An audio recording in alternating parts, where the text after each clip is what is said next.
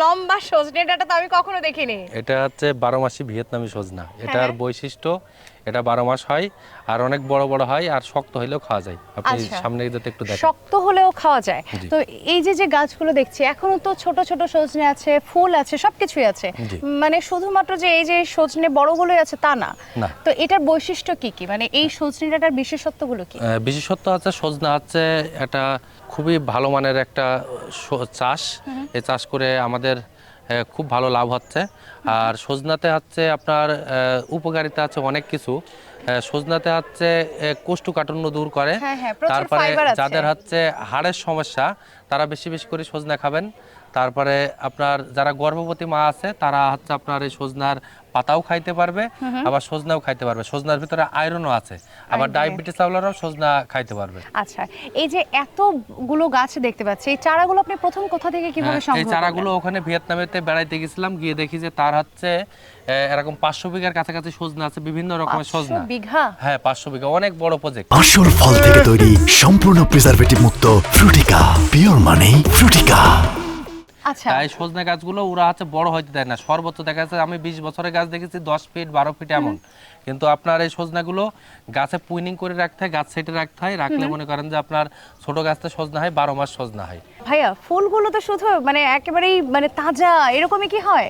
হ্যাঁ, এখন তো সজনার ফুলের সিজন নাই, এখন তো সজনার সিজন শেষ সেটাই হয়ে তো গেছে। জানি। আর 2 মাস আগে এখন যেগুলো বাজারে পাওয়া যাচ্ছে নজনা, এগুলো ছোট ছোট হয়।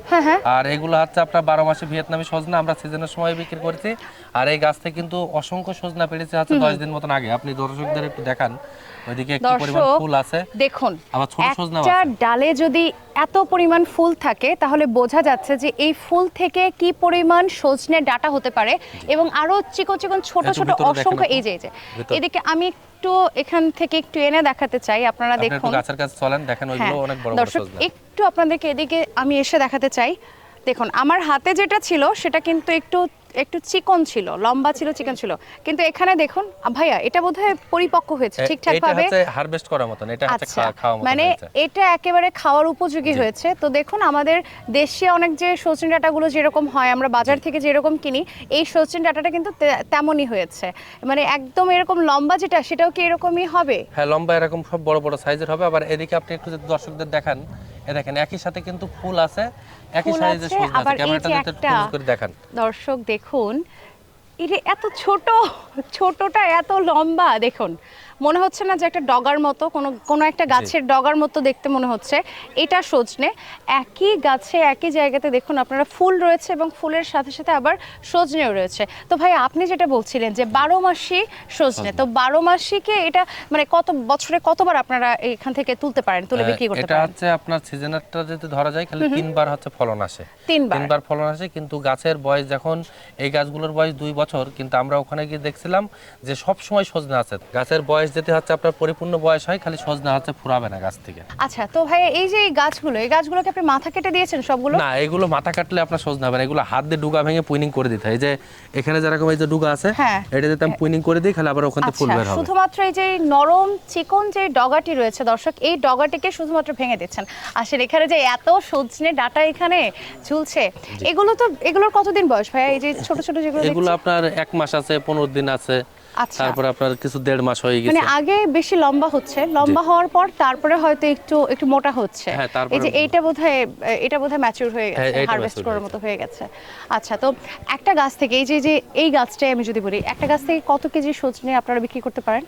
একটা গাছে আমরা হচ্ছে আপনার অফ টাইমে 15 কেজি 20 কেজি করে সজনা হারভেস্ট করতে পারি। 15 থেকে 20 কেজি। তো আপনাদের স্থানীয় বাজারে এটা চাহিদা কেমন? স্থানীয় বাজার হচ্ছে আপনার, আমরা কিছুদিন আগে হচ্ছে বিক্রি করছিলাম 120 টাকা করে। এখন যদি বিক্রি করি 140 টাকা করে পাইকারি বিক্রি করতে পারবো। আচ্ছা, তো কেউ যদি চায় আপনার কাছ থেকে যে 12 মাসে যাতে সজনেটা নিয়ে সে আবাদ করবে বা চাষাবাদ করবে, সেটা কি সম্ভব কিনা?